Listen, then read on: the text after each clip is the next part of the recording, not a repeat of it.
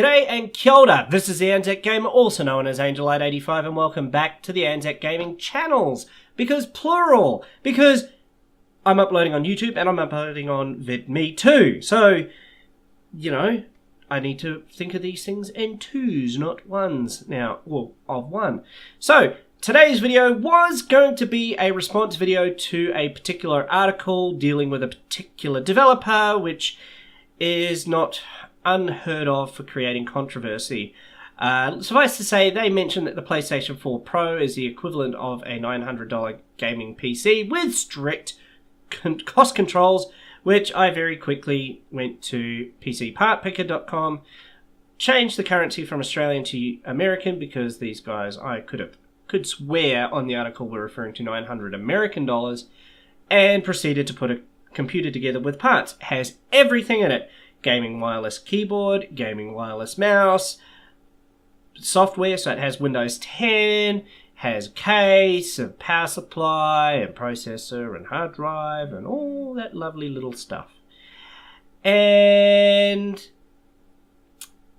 let's just say it cost $850 and has almost double the power of the PlayStation 4 Pro.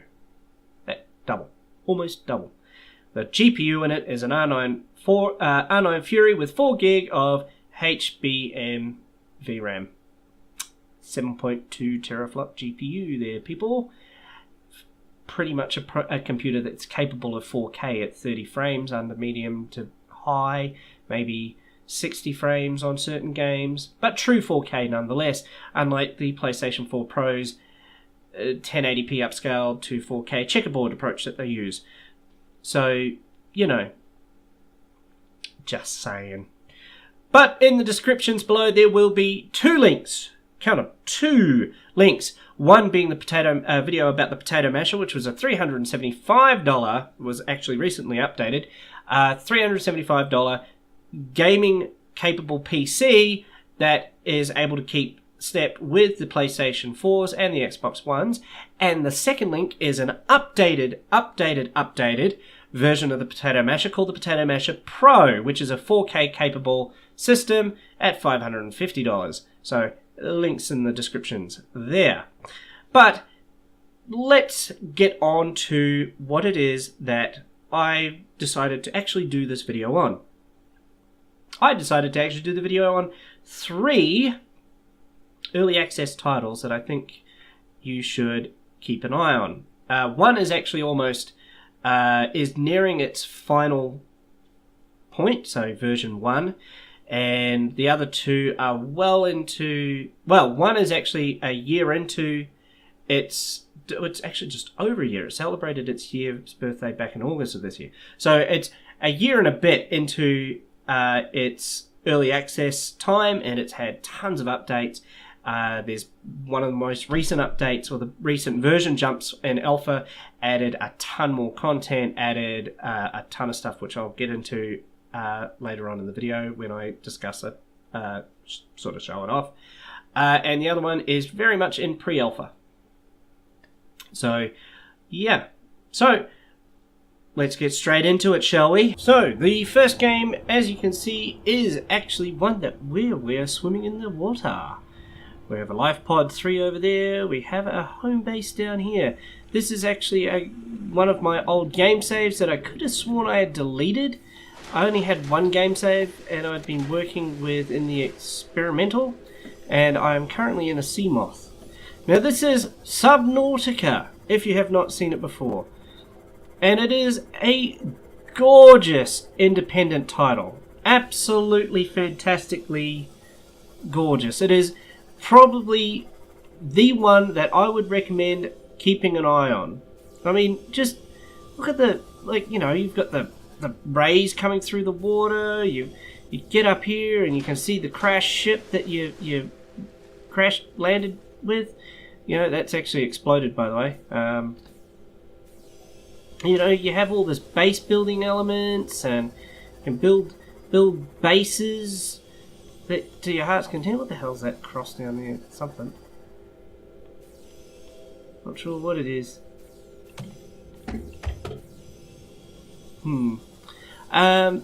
But again, this game's still a little bit buggy. It doesn't help that I'm actually running in the experimental branch, which if you see in your top right corner there, the early development branch that I'm running is 42312, December 2016. The game's Trillo, see how gorgeous is this? And then you got, that noise that you heard out there is actually a reefback. It's a large creature, that whale-like huge thing. And then we've got stalkers over here that like to mess around. Ooh, there's a stalker too. They're gonna beat on the thing while oh, they bit me. Get it back in. Get it back in. Stalker tooths are fairly important. But anyway, you know, the gameplay's really good and all that. The game is due to go to version 1, so it's final release, version 1. Well, I wouldn't say final release, there'll be updates and stuff like that, but the actual last early access update is going to be mid-May. It was supposed to be a little bit earlier. It was supposed to be around, I think it was February, March. They were looking at doing a version 1.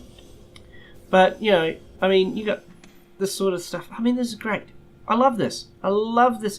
This game is so good. Like, it looks so good. You would be forgiven to mistake this title as looking like a AAA title. I mean, obviously, as I said, there's bugs in it. I am not really running a stable version of it. I mean, we got this big ass aquarium, and you know, got all these fish that I grew from an egg. If I come up here, we've got other ones. Like, look at that! Look at that! Beautiful, beautiful, beautiful, awesome artwork. I mean, you look out here, and you can just see that it's all underwater, and we've got creep vines over there, and mobile thingy bay up there, and this is just just an absolutely gorgeous game. But yeah, highly recommend getting this game. Even today, I would say, if you were to put if you were saying, Anzac, if you were to buy an early access game today, which one would you buy? This would be it. This would be one of them. Well, actually, one of them. The other two that I'm going to showcase, only one of those ones I would probably kind of recommend getting now if you're really into it. But this game, definitely get in on it. It is a fantastic game. It is going to come out of early access soon. And yeah, so let's move right along to the next one. You know, short videos, nice video. Short video, nice video. Anyway, so let's move right along to the next game. So, here's the next game. It is Osiris New Dawn. Now, as you can see, it is a fairly gorgeous looking game itself. It's very much what you would expect. But anyway, let's just, hatch the suit. Now, what else do I want to do? O2's coming up, that's cool. What mission? Okay, V to change the pursuit. Oh, look at that! I'm holding duct tape. Now, this one is very early access. You know, it's very, as I said, very early access. Find survival kit. Okay, so let's go over here. There it is. Inflatable dome kit. Oh no, that's not what I want. Survival kit. There it is. Open survival kit. Find the ammo box. So I'm going to take all. Find the ammo box. Open ammo box. As you can see, it's just a little bit on the laggy side. We're going to put the pistol in slot 5. So this is actually the start of the thing. There's base building and everything like that. Build the inflatable dome. So here we go. We're going to put the kit used to build. Go to the structure tab. Structures tab. Okay. Alright, so with structures. And we go to when it comes up. Come on, hello. Structures. Inflatable dome. So we got that kit. So we're going to put that just because down there is going to be pretty good for a base. But anyway, rotate, rotate, rotate, rotate. Confirm build. Hold. This is a kind of weird mechanic that you got to hold until you get 100%, but then, you know, not too much of a major issue. But here we go. We go inside. We got the dome futon. We go activate. Oh, look at that! We've saved. We've saved it. So the idea is that you go out and you find resources. You've got your chisel. The chisel, you use that to bang out the resources. We're gonna just. Oh, look at that! Woo! So yeah, so we got a bit of jet booty.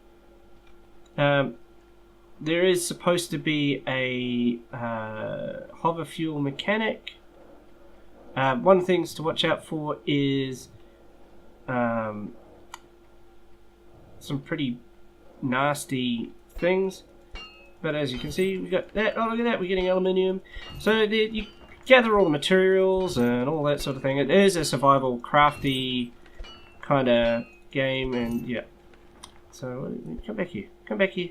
F to pick up. It's been a while since I've... This sort of game, you know, I kind of... thing. Anyway, so as you can see, we've got some enemies over there. Some more enemies over there. We've got some magnesium. So we've got a larvae sceliopod. Over here is supposed to be some sort of arachnopod thingy majiggy. There's rubber trees somewhere. Anyway. So, as I said, I'm not going to delve straight into these games and go into full-blown reviewy typey things. Oh, hello, there's carbon down there. You need that to make some stuff. Obviously. I think this has got some procedural generation in it. I'm not 100% sure. Go away, sceliopod. So we're going to shoot that thing. No, they've changed the... Maybe they haven't. There we go. We've killed the sceliopod. Now we can actually get meat from this. If we just walk up to it. Raid dead creature, alien meat. There you go. And then it sinks. Oops. Oh dear. You stay away. Stay away. Stay away. Stay away. You die. You die now. There you go. You did. So, you know, things are out to kill you. There's even plants are out to kill you. So, these plants here, watch this, watch this, watching, watching. Oh, soup breach. So we got a patch tape. So, oh, no, already stable.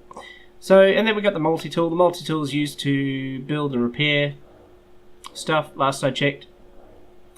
So we're going to head back to our little thing. Suit temperature high. Oh no! So, yeah. Now, would I say go out and rush out and get this game today? Well, if you like what other YouTubers have done with the video, with the thing, I mean, look at, like, check out that skybox. I mean, like, just look at it. Look at the floating, like, this is just awesome. It has got multiplayer. Subnautica doesn't, but this has multiplayer. There seems to be quite a bit of a focus on multiplayer. So, which, again, these kind of buildy survivey games, I find that it's often not so much the single player aspect that really drives it for you, it is more the multiplayer. And the next game I'll show is one that I draw a lot of parallels with another title with. And I have actually sunk quite a number of hours into that game. It's even been on my channel as a Let's Play series, or I did a brief Let's Play series with it. So with Osiris New Dawn, if I didn't mention the title before, it's actually a pretty, you know, it's a cool game. I like it. It's something that's just going to sit in my Steam library. And just going to sit there and bake and mature, and it's going to become... I mean, look at it. There are vehicles you can craft and make. There's even a spaceship-y type craft that you can go up into space. So these planets that are around, and any kind of moons, you're going to be able to go and actually land on them and find other resources and do other stuff with. There isn't any talk on the kind of story development or anything like that, but I wouldn't be surprised if there is some story. There's a lot of some people actually compare this to Subnautica and to some degree. And I would happen to agree to that.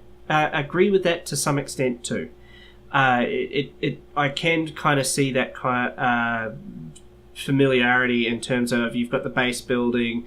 Like this here is nothing. Those bases that I showed you in Subnautica, they're all kind of joined together and that sort of thing. A modular kind of building. Same thing here. You've got. Let's see if I can. If I remember how to bring this up. Is it? Yep. Tab. Structures. So you've got things like the habitat. You've got your airlock, barracks. You've got a hallway, biodome, and then the laboratory. You've got your utilities, like all this stuff here. Oh, there's ground turret. That's new.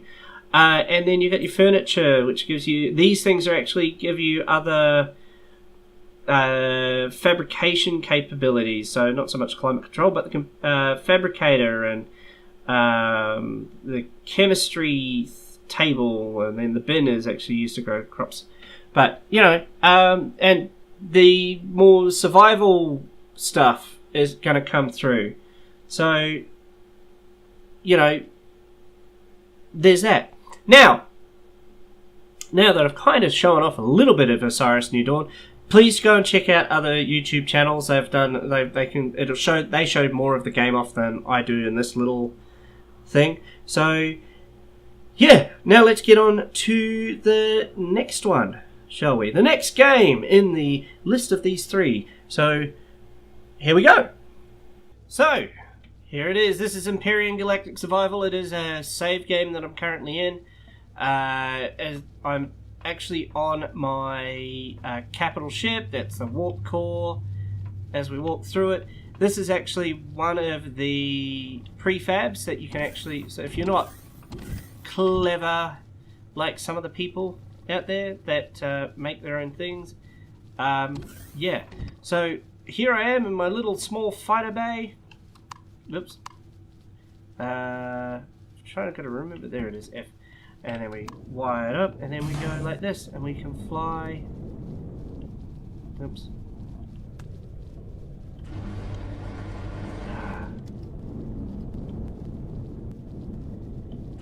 So my little hangar bay, and we can fly out of here. As you can see, this is actually the Phoenix.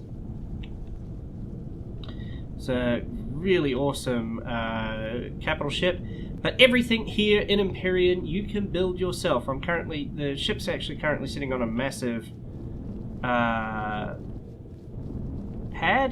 and then we've got some stuff going on there, turrets. Then we've got I've got a miner. Oops. Automated miner. It's supposed to be doing some digging down here for Promethium. Let's see if, you know, we've got... Look at that. Oh yeah. Shooty. And this is actually one of the planets. There are plenty of planets you can fly to. The current version of this game is... what was it? Oh, well, there it is. Top left corner. Alpha 4.4.3. This is... I have dumped over 200 and something odd hours into this game. It is procedurally generated. Every time you start this game, the seed that you have obviously creates a different planet. And not only a different planet, but different solar system. Now that little orange border there is actually to do with the poles. The poles of planets are still currently a work in progress for the developers.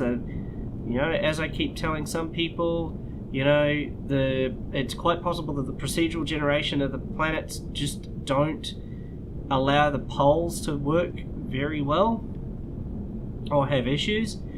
And, you know, the whole solar system that's supposed to be coming is all about, you know, you gotta tame the beast before you let it out of the cage, you know what I'm saying?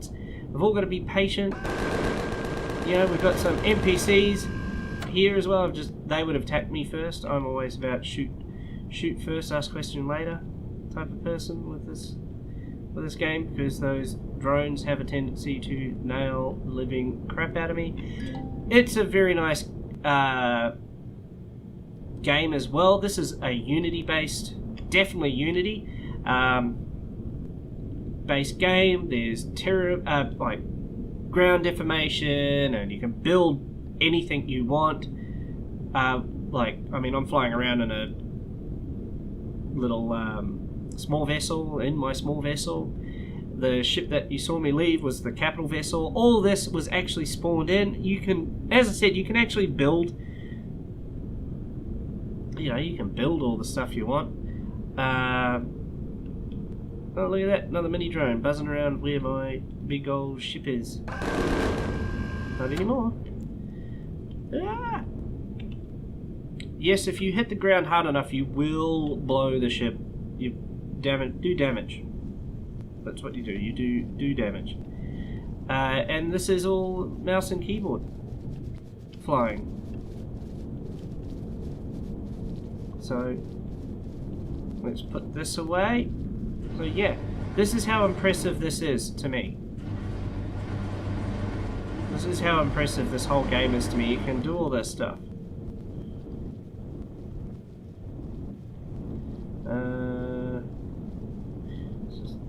Was it? That's it, V.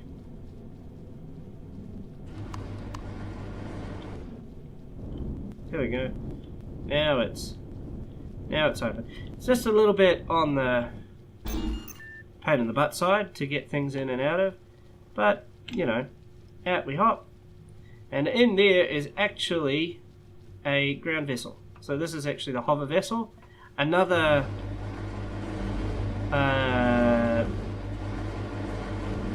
thing, and yeah, I would like to see this. Yeah, the shutters are a bit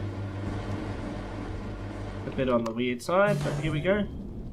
Out we go. And the really nifty thing is now, before, the hover vessels never used to do this. They never actually used to align themselves to the thing that they were going across. Ooh, big ass jump. But now they do. Now they will actually, they do all that now, which is fantastic. This is, the devs on this game are amazing. They are just so active. They really communicate with the fan base and all that great, lovely stuff. So as you can see, approaching the ramp, and give it a little boost. Oops. The boost is just a little bit much. Now we're a bit stuck. Did I mention this game's not exactly perfect? No, we just turn it back, turn it off, turn it back on again. The old IT trick. There we go. And as she gets, drop her down. And that little ding, knowing that we are now actually docked with the stuff. Oh, look at that, we got raptors. Now, where have I got here? I've got the, that's the multi-tool. Don't want the multi-tool. We want the sniper rifle. So yes, we have gunplay. Oops. I pissed them off.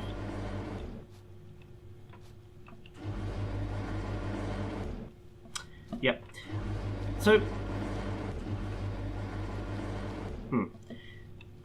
So we have weapons to shoot things. There are enemy NPCs. There's things to explore and discover on the planet because there's points of interest on the planets, and each planet has different sets of points of interest and all that kind of stuff. I'm a bit hungry and need oxygen. So that's the survival, like in the bottom left corner there we've got the survival element. I'm actually currently near a medic station that's also healing me. Oh, that's right, I've got that foodie stuff. So that's that. So Imperium, Galactic Survival, everybody. So, yeah, and I'll just see you back at the cam, shall we? We'll go back to the camera. We'll go back to the face cam. You can see my lovely face again. So, you know, we'll go back to the cam. So, here we are, back with the facey cam. Yes, I know it's not pretty. Shut up. So, there you go. The 3 early access games that I personally like, and I reckon you should keep an eye on. They are great games. As I said, Subnautica is nearing version 1 release, so coming out of early access. That's due mid-May via their Trello, but that could all change. It was due February, March, but they've been having some issues, some performance issues recently. They've just put out a recent brand spanking new stable update. What else? Osiris New Dawn, very early. Probably not one that I would rush out and buy now, or rush out and get on Steam tomorrow. But it is one I think you should just put in your little, like, put it in the wish list, or put it as that you follow, or something like that. Just keep an eye on it. It looks like it could become something fairly interesting, having all that multiplayer side of it. And then Imperium Galactic Survival. Love that game. Gives me quite the Minecraft vibe with, generally the best way to play that is with mates. Play it online, play it on a server. It is, you know, it just has that vibe to it. But the single player is pretty good. There is some story. There is backstory with Imperium on why you're there and what's happened. And there's opening sequences. An opening sequence when you crash land using a out of a. Hang on, my nose is a bit funny. It's gone a bit funny, so I'm like, it's underwater. I'm not crying, really. So there's that. But yeah. Anyway, I've been the Anzac Gamer, also known as Angelite85. Don't forget to buy that like button and bear, subscribe to the channel or follow the channel if you're on VidMe. Don't forget to check out all my social media spots below. So my Facebook, my Twitter. Best place to hit me up is either in the comment section of either place of the channel, here on YouTube, here on VidMe. On Twitter, you can follow me on, hit me up on Twitter, and I will see all you guys in the next video.